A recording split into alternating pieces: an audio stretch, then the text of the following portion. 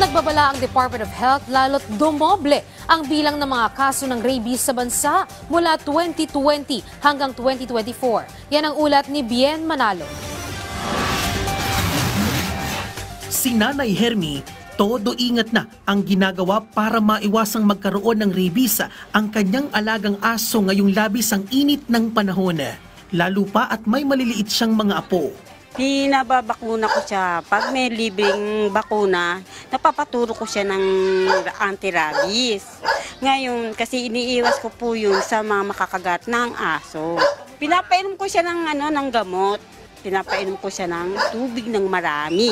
Yun ang ginagawa ko sa araw-araw. Mula sa mahigit 200 kaso ng rabies na naitala ng Health Department noong 2020, halos dumoble ang bilang na ito pagsapit ng 2024.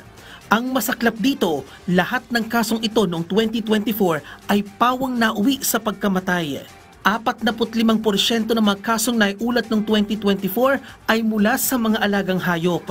41% dito ay mula sa mga alagang hayop na walang bakuna, habang higit 50% ay mula naman sa mga hayop na hindi tiyaka ang status ng rabies vaccine.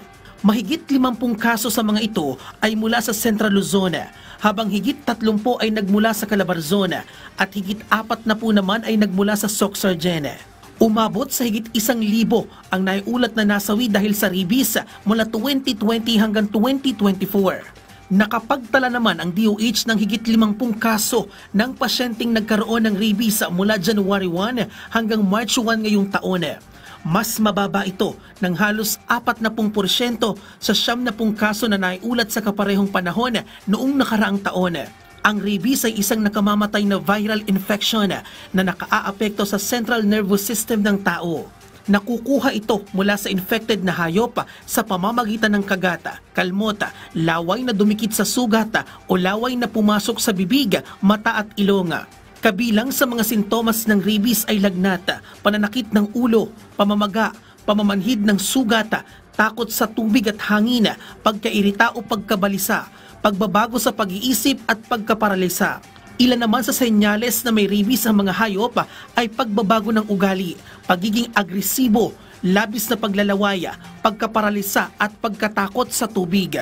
Kaya't mahigpit na pinag-iingat ang publiko para maiwasan ang rabies. Panawagan ng kagawaran sa publiko na tiyaking bakunado ang mga alagang hayop taon-taon upang maiwasan ang impeksyong dulot ng rabies. Makipag-ugnayan sa inyong veterinaryo o lokal na pamahalaan para sa bakuna ng inyong alaga.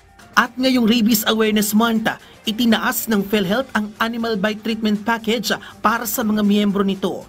Mula kasi sa dating 3,000 piso ay itinaas ito sa halos 6,000 piso na magagamit sa mga accredited animal bite package providers sa iba't ibang dako ng Pilipinas. Bien Manalo para sa Pambansang TV sa Bagong Pilipinas.